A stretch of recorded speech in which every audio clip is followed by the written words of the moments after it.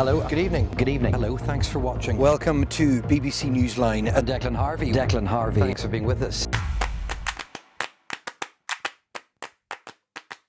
It was the first time Chancellor Jeremy Hunt delivered an official spending plan in Westminster. One group has told us the first rescheduled flight they've been offered isn't until Wednesday of next week. And you said that the original pitch almost tipped David Trimble over the edge. Tell us that story. You've avoided my question, though, skillfully, but avoided nonetheless. Was it a mistake not to engage 25 years ago?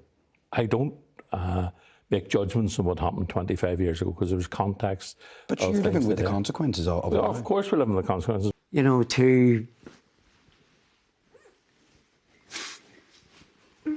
Yeah.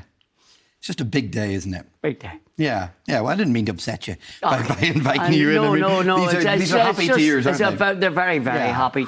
Let's move over here to John Campbell, our economics and business editor next. He's got his big screen of facts and figures to help us understand a bit more about what today's announcements will mean. Blue-green algae, and that is what seems to have flared up again. Have a look at this. We're talking first about the southern coast, the south coast of Lough Neagh. We heard from Armagh City, Banbridge and Craigavon Council today. You're going to see £600 appear in your bank account. And don't worry, if you've swapped electricity provider, whoever you were with on the 2nd of January, just gone, well, they're going to be in charge of getting that money to you. But the physical damage here in Creasle is as nothing when you turn and consider the human toll. For example, today, Monday, 5-year-old Shauna Flanagan Garway should have been returning to school, her primary school, 5 years old, but instead today we understand a small teddy bear was placed in her seat. And that was a very busy area when we understand John Caldwell made his way into the car park, which is closer to us, and that's where the shots were fired. In the 1840s, the Hill family, from whom Royal Hillsborough gets its name, wanted a grand space for receptions and entertaining. It is quite literally, as they would have intended, a room fit for a king. Next report comes from Declan Harvey. He's in El Paso in Texas, and he's talking to some of the guards who work along the border. What you're looking at is the city of Ciudad Juarez in Mexico.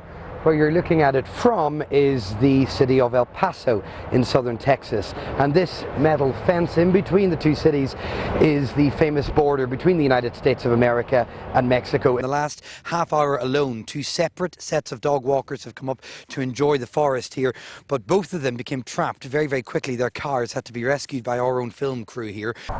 Could you have ever imagined back then that some years later you would be talking so publicly about what was going on in your mind? Definitely not. And an issue that's getting news coverage on both sides of the border is this legacy legislation. What's your view on that? Because you've spoken publicly about your experiences. There's going to be a super blue moon tonight. This was a preview last night sent in by Ken and Donegal. Thank you. It's super because it's at its closest point to the Earth, and it's blue because that is the name given to the second full moon to occur within a calendar month. It doesn't happen very often, only once in a... well, you get it. So we've come to meet the Belfast City Rockets. They're an LGBT roller derby team. Nailed it. Let's play derby. Isn't that great? Live next to Enniskillen for the sport tonight. Stephen is there. He's in his happy place. I think I've always taken it as like a derby persona. Sorry, at this point, no one's going to be looking at you. They're going to be looking at somebody who just fell behind. Listen, if you leave now, Stephen, you might just catch up with them. Thank you very much.